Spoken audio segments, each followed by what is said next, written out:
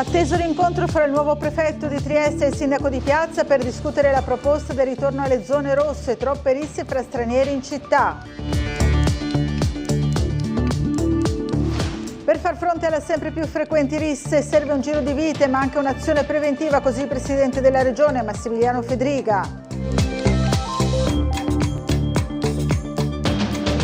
Raffica di interventi dei pompieri in mattinata a Trieste per le conseguenze delle forti raffiche di bora innescatesi nel corso della notte, alberi spezzati dal vento, chiusa via Sette Fontane.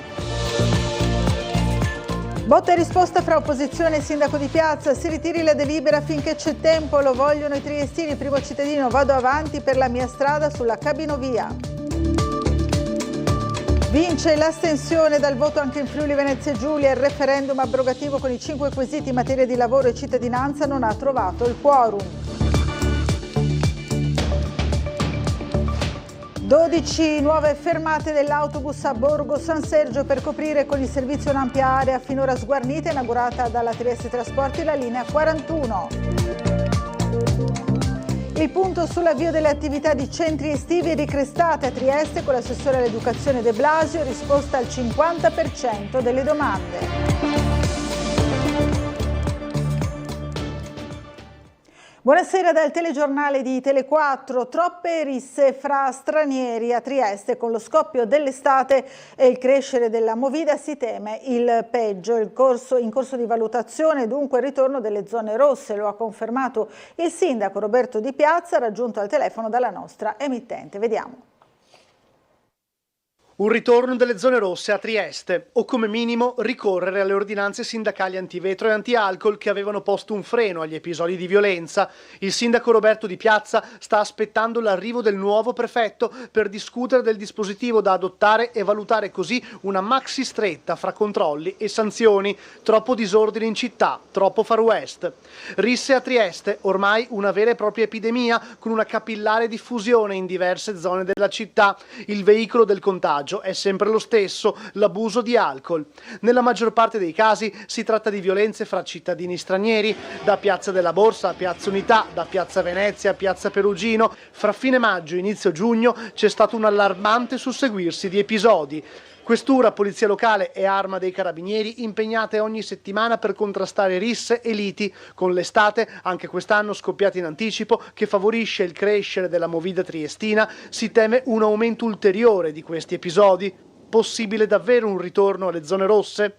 Intanto sul fronte delle indagini condotte dalla Questura emergono nuovi particolari sulla rissa fra più di 10 persone straniere di nazionalità afghana e pakistana scoppiata venerdì sera fra Piazza della Borsa e Piazza Unità. A quanto pare alla base della rissa ci sarebbe il furto di un telefonino con tanto di inseguimento e colluttazione, dove sarebbero stati utilizzati anche dei tirapugni.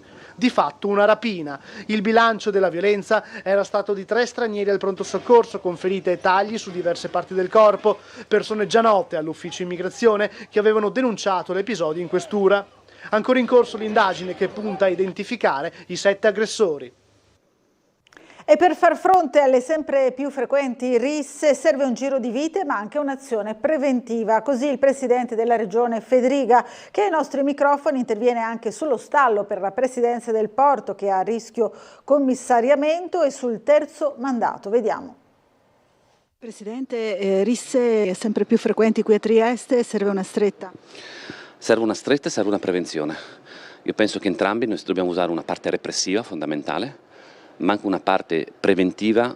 Non a caso noi stiamo proprio operando con uno studio specifico che deve essere disponibile, già partito qualche mese addietro, per cercare anche di intercettare questi disagi sociali che si manifestano in situazioni delinquenziali.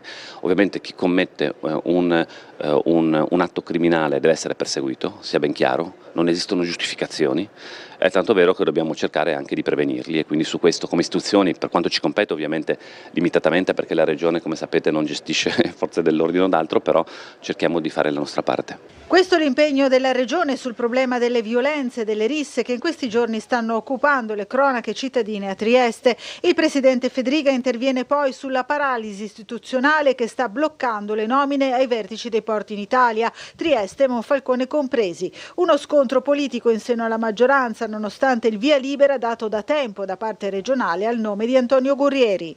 Io spero che il Parlamento decida velocemente. Come sapete io ho dato l'intesa alla proposta arrivata dal Ministero delle Infrastrutture, dal Ministro Salvini, e mi auguro si possa procedere velocemente, perché è importante ovviamente rendere il porto il prima possibile totalmente operativo, perché è un asset non di Trieste o di Friuli Giulia, ma un asset nazionale ed europeo fondamentale. E sulla mossa di Fratelli d'Italia, che riapre la partita del terzo mandato per i governatori delle regioni, Fedriga commenta. Ringrazio ovviamente della disponibilità ad accogliere quanto chiesto dalla Conferenza delle Regioni all'Unità, cioè un approfondimento sul limite dei mandati. Su questo ho dato disponibilità al Governo a un confronto anche immediato. Come sapete la mia posizione è molto chiara. Da questo punto di vista, se la maggioranza e il Governo vorrà discuterne, siamo disponibili anche per spiegare le nostre ragioni, che penso rappresentino la volontà dei cittadini che semplicemente chiediamo possano scegliere.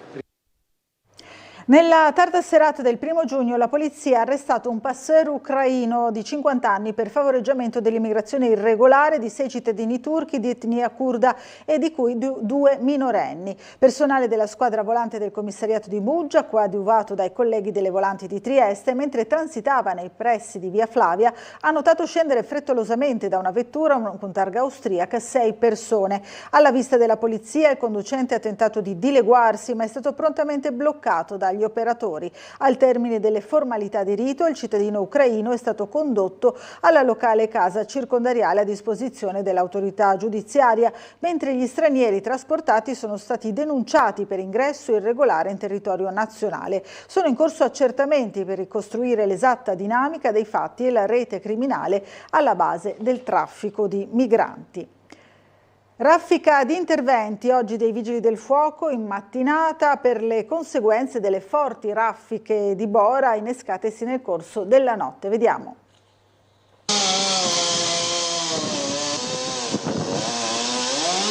Intervento in forze dei pompieri alle 7 del mattino in via Sette Fontane. Le forti raffiche di Bora che stanno imperversando dalla notte su Trieste hanno spezzato diversi rami di alcuni alberi dal lato del muraglione sottostante gli ex capannoni della fiera. I grossi tronconi sono finiti per gravare sulle auto in sosta, fortunatamente non staccandosi del tutto dalla pianta principale e dunque non danneggiando pesantemente i veicoli parcheggiati. Molti di questi peraltro sono stati rimossi dai legittimi proprietari che risiedono nelle vicinanze, che uscivano di casa proprio durante l'intervento dei Vigili del Fuoco per recarsi al lavoro. L'intervento con l'autoscala ha reso necessaria la chiusura della via Sette Fontane all'altezza dell'incrocio con via Pollaiuolo e del noto supermercato per oltre un'ora, ma sono stati diversi gli interventi dei pompieri in tutta la giornata per segnalazioni di altre alberature divelte, cornicioni pericolanti e aree di cantiere con recinzioni a rischio. Una giornata di vento che dovrebbe spirare anche domani, ma in modo più moderato, che sta rinviando nel capoluogo giuliano l'ondata di caldo africano attesa per il fine settimana. Un giovane triestino è stato trovato senza vita nella propria abitazione a Giarizzole, nessun segno di violenza. Secondo quanto si è appreso si tratterebbe di un'overdose, questa è l'ipotesi più accreditata. Sul posto i carabinieri e il medico legale che ha constatato il decesso. La morte del giovane sarebbe avvenuta diversi giorni fa.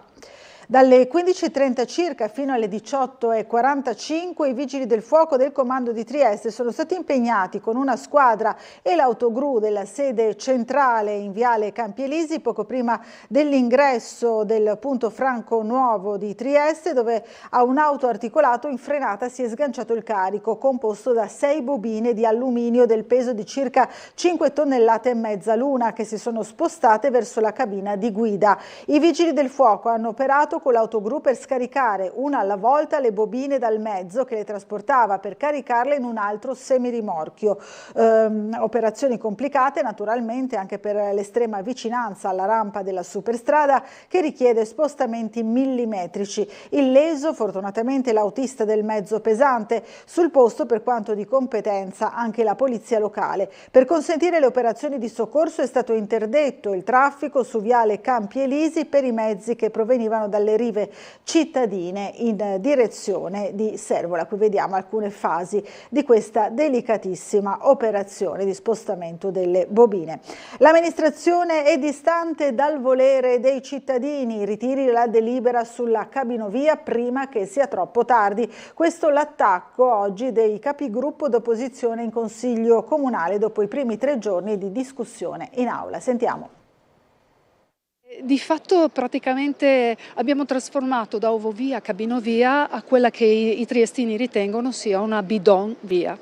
L'attacco dei capigruppo d'opposizione, con Richetti, anche Barbo, La Terza e Altin, arriva dopo la bocciatura della cabinovia in un sondaggio del quotidiano locale e soprattutto dopo i primi 3 giorni di discussione in aula in cui la minoranza ha chiesto il ritiro della delibera su un'opera giudicata inutile e dispendiosa per la collettività. Questa giunta è completamente lontana da quelli che sono i bisogni della cittadinanza. Quest'opera è completamente avulsa dalla realtà. Il gioiello è un gioiello costoso, è un capriccio di questa giunta e i triestini dimostrano che hanno bisogno di altre cose che vengano tenute in conto, altre priorità. Continueremo a spiegare le ragioni del no e noi vogliamo che questa delibera venga ritirata perché riteniamo che non sia utile per la città e di fronte agli espropri, di fronte allo spregio con rispetto all'ambiente naturale in cui andrebbe ad insistere la cabinovia, non esiste che si vada avanti se un'opera è inutile o anche semplicemente poco utile. Non c'è niente di meglio che una bella giornata di Bora per mostrare quanto la maggioranza sia distante dalla realtà dei fatti. Oggi sarebbe stata una delle tante giornate in cui l'Ovovia non sarebbe stata in funzione, altro che trasporto pubblico. I primi 3 giorni di discussione in Consiglio Comunale hanno mostrato proprio questo, una distanza siderale dalla realtà da parte della maggioranza che mal governa la città. Sono molto impegnati a fare lo scaricabarile. La cabinovia è un castello di carte che non reggerà ai vari colpi di Bora. L'opinione pubblica è schierata contro l'opera, così come noi in opposizione abbiamo tenuto le posizioni in Consiglio Comunale in maniera tenace. Ci rivolgiamo al sindaco, ritiri questa delibera perché sennò a fare le spese del crollo di questo castello di carte saremo noi cittadini triestini e triestine che dovremo pagare per quest'opera inutile. E il sindaco di Trieste Roberto Di Piazza ha rispedito al mittente le critiche sulla cabinovia. Il primo cittadino ha detto: smettetela di attaccarmi per ogni cosa. Vediamo. Sindaco, ancora il tema cabinovia, conferenza stampa stamattina delle opposizioni che dicono il sindaco ritiri la delibera, faccio un passo indietro finché siamo in tempo, un progetto dicono dannoso. Cosa risponde alla conferenza oggi del centrosinistra? Quando ho fatto le rive c'era Omero che diceva che faceva un'autostrada sulle rive, credo che le rive di Trieste sono qualcosa di straordinario. Quando ho fatto la grande viabilità, 240 milioni di euro, 6 volate al giorno da 500 kg di mine, volevano che sospendessi i lavori. Quando ho fatto San Giacomo, che abbiamo tolto 4 alberi, non potevo andare a San Giacomo, nei bar avevano messo dei pezzi di rami dentro, San Giacomo che abbiamo fatto 4 piani di cose. Vado avanti o mi fermo? Quando ho tolto la piscina sulle rive, che era una catapecchia, mi hanno attaccato. Quando ho tolto la pescheria sulle rive mi hanno attaccato. A questi di sinistri dico basta attaccarmi, lasciatemi, io lavoro per la mia città. Voi siete contrari e chi se ne frega? Niente quorum neppure in Friuli Venezia Giulia, referendum non validi, anzi la nostra regione registra una delle percentuali più basse di votanti. Vediamo. Ai referendum vince l'astensione. L'affluenza a livello nazionale si ferma poco sopra il 30%, molto lontana dal quorum del 50% più 1. Affluenza ancora più bassa in Friuli Venezia Giulia, quinta tra le regioni in cui si è votato di meno, con una percentuale poco sotto il 28%. Peggio di noi solo Sardegna, Veneto, Calabria, Sicilia e la maglia nera Trentino Alto Adige. Tra le province regionali Gorizia ha superato il 30%, seguono nell'ordine Trieste, Pordenone e Udine. Si votava su 5 quesiti, 4 sul lavoro proposti dalla CGIL e 1 sulla cittadinanza agli stranieri. In quest'ultimo caso i sì si sono fermati a una percentuale molto più bassa rispetto agli altri quesiti. E mentre a livello nazionale la CGIL ammette la sconfitta con il segretario Landini, a livello locale tra le prime reazioni ci sono quelle dei segretari regionali di Fratelli d'Italia, Walter Rizzetto, che parla di buco nell'acqua da parte dei promotori che hanno speculato su paura candidature inesistenti e del Partito Democratico Caterina Conti, secondo la quale il presidente Fedriga e la destra vivono in un mondo al contrario, criminalizzando chi è andato a votare e applaudendo chi non ci è andato. Questo invece è il commento del presidente della regione. I cittadini avevano 3 scelte, nel referendum hanno 3 scelte, votare sì, votare no, astenersi, che è una scelta che purtroppo, visto è stata criminalizzata quasi dalla sinistra, è qualcosa di assurdo, perché la stessa sinistra in altri referendum ha detto di astenersi, legittimamente l'aveva detto, non si capisce perché oggi invece sembra un antidemocratico chi decide liberamente di astenersi. L'astensione nei referendum è un'opzione che evidentemente la maggioranza dei cittadini sta utilizzando. 12 nuove fermate a Borgo San Sergio, inaugurata dalla Trieste Trasporti la linea 41. Vediamo il servizio. Non è facile fare questo collegamento perché la 41 è una linea che serve una zona molto ampia, ma alla fine ce l'abbiamo fatta. Dopo 1 anno e mezzo di lavoro, con il progetto già avviato in via sperimentale nel corso dell'anno, la linea 41 della Trieste Trasporti da oggi garantisce la copertura di un'ampia area molto abitata di Borgo San Sergio, un servizio fortemente richiesto dalla cittadinanza che ora può contare sul collegamento con altre zone di Trieste e della provincia. Un ampio territorio di questo borgo finalmente coperto da 12 nuove fermate, 5 in andata e 7 in ritorno, che prima non c'erano mai state. Il nuovo assetto feriale della linea 41 garantisce l'interscambio con altri bus fra Borgo San Sergio e Valmaura, 7 le corse dirette da e per la stazione dei treni di Trieste. Su richiesta del comune di Dolina, la corsa in partenza da Trieste alle 13 è stata spostata alle 14:15 per rispondere alle esigenze degli studenti. Confermate le corse da e per Ospo e Caresana e capolinea fissato a Valmaura, con possibilità di scambio diretto con le linee 8 e 10. Nei fine settimana e nei giorni festivi la linea 41 è stata riorganizzata per garantire più copertura agli abitati periferici. Il passaggio per Borgo San Sergio non è previsto, così da rendere più diretta la tratta principale. Per Dolina e Bagnoli le frequenze sono state aumentate da 90 a 45 minuti, con raddoppio delle corse complessive. È stata reintrodotta la linea 40 per i giorni festivi, assicurando un collegamento diretto fra l'area servita e la stazione ferroviaria, e il capolinea della 41 rimane a Valmaura. Una missione questa partita anni fa, grazie anche alle segnalazioni dei cittadini. Entrando in comune, la prima mozione che ho fatto è andata finalmente a buon fine, ripeto, 8 anni. Questa dal mio punto di vista è un'opera sociale che ha una grande importanza sul territorio. Io sono nativo di qua, quindi conoscevo già queste problematiche. Già dagli anni 70 i residenti chiedevano. Per fortuna insomma, siamo arrivati, non sono un politico, sono un semplice portavoce dei miei compaesani. Questa è una cosa veramente che serviva a Borgo, veramente eccezionale oggi. Grazie a tutti.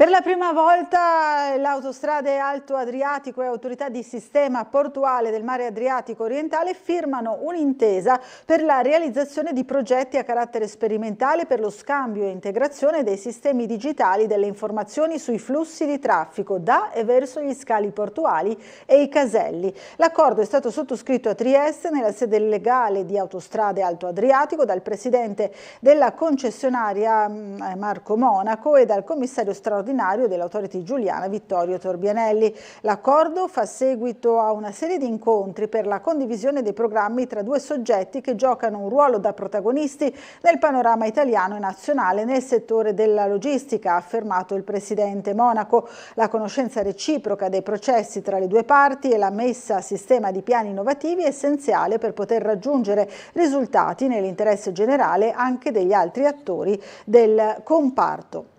Si sono intensificati a Muggia i controlli mirati a contrastare il fenomeno dei ciclisti che percorrono le strade di Muggia contromano, con particolare attenzione ai tanti che ogni giorno impegnano il mandracchio rischiando incidenti ai danni di veicoli ma anche dei pedoni. Da mercoledì a domenica sono state comminate 7 contravvenzioni e il monitoraggio continuerà in modo costante d'ora in poi, annuncia il sindaco Polidori, considerando che sono molto spesso a pedalare contromano i turisti che scendono dal Delfino Verde e si dirigono verso Piazza Marconi e il centro. La contravvenzione ammonta a 42 euro, quindi fate particolare attenzione. Ora ci fermiamo per una breve pausa pubblicitaria, restate con noi.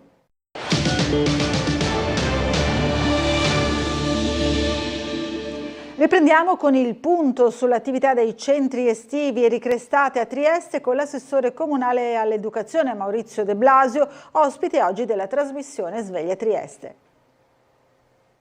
Occorre capire che intanto lo sforzo di risorse che mette il comune e tutto il personale che lavora, che opera sul terreno, ma replicare d'estate l'offerta invernale che mette assieme anche tutta ovviamente la componente delle scuole statali è oggettivamente un grandissimo impegno. Ecco perché non si riesce a coprire il 100% delle domande. Risponde così l'assessore all'educazione del comune di Trieste Maurizio De Blasio alle famiglie che non sono riuscite ad accedere al servizio ricrestate o centri estivi che sia, a fronte di uno sforzo crescente dell'amministrazione comunale e all'aumento dei fondi da parte regionale. Un servizio sempre più richiesto, questi i numeri. Un numero sui nidi d'infanzia abbiamo ricevuto per tutti i 4 turni che sono bisettimanali, abbiamo ricevuto 1716 domande e abbiamo dato una disponibilità di 928, quindi siamo sul 54% di accoglienza. Sulle scuole dell'infanzia i numeri sono più ampi, sono 4.700 circa e 2.500 i posti disponibili, e qua siamo sempre sul 54%.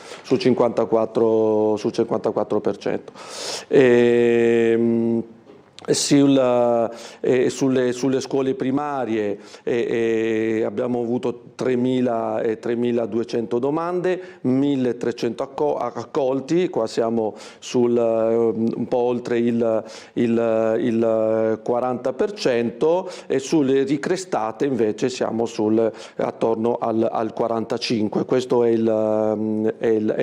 l'andamento. C'è poi da sottolineare anche la questione della capienza delle strutture. Poi noi ai centri estivi aggiungiamo ricrestate che tipicamente, visto che riguarda i ricreatori, è tipicamente della città. Quello che non ho detto prima è che l'accesso ai ricreatori è determinato dalla capienza massima delle strutture, quindi non si può aumentare il numero di bambini e ragazzi accolti perché occorre rimanere per legge all'interno di un numero prefissato. È stato presentato oggi in Regione il Day Camp Inter Friuli Venezia Giulia, campo estivo dedicato a bambini e ragazzi tra i 6 e i 14 anni d'età, che si terrà dal 30 giugno al campo di San Giovanni a Trieste. Vediamo.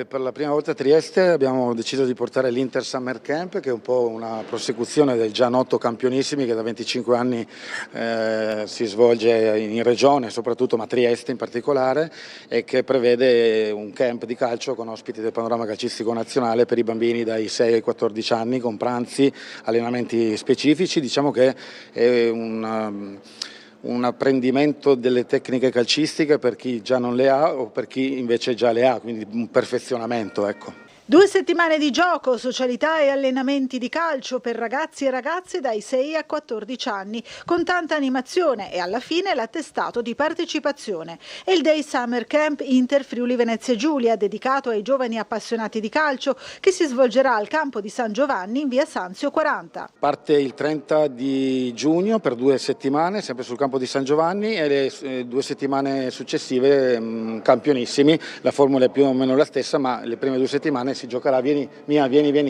si giocherà con i completini della compagine interista. Le attività saranno mattutine e pomeridiane, con pranzo compreso. Oggi la presentazione da parte degli organizzatori, presente il presidente Fedriga per la regione, che sostiene questa come altre iniziative rivolte ai ragazzi e alle famiglie. Allora, per iscriversi, per quanto riguarda l'Intercamp, basta andare sul sito intersummercamp.it, compilare il modulo di iscrizione, poi l'iscrizione sarà ritenuta valida, e per campionissimi si va o sulla pagina Campionissimi o sul sito del San Giovanni Calcio. Un evento che unisce sport, natura, formazione e inclusione. Da venerdì 13 a domenica 15 giugno Trieste ospita la 18ª edizione del Festival Internazionale di Nordic Walking, promosso da Trieste Atletica e dalla scuola italiana di questa disciplina. In 3 giorni intensi sono attesi oltre 500 partecipanti da tutta Italia e da numerosi paesi europei. Oggi la presentazione con l'assessore regionale Pierpaolo Roberti. Sentiamolo.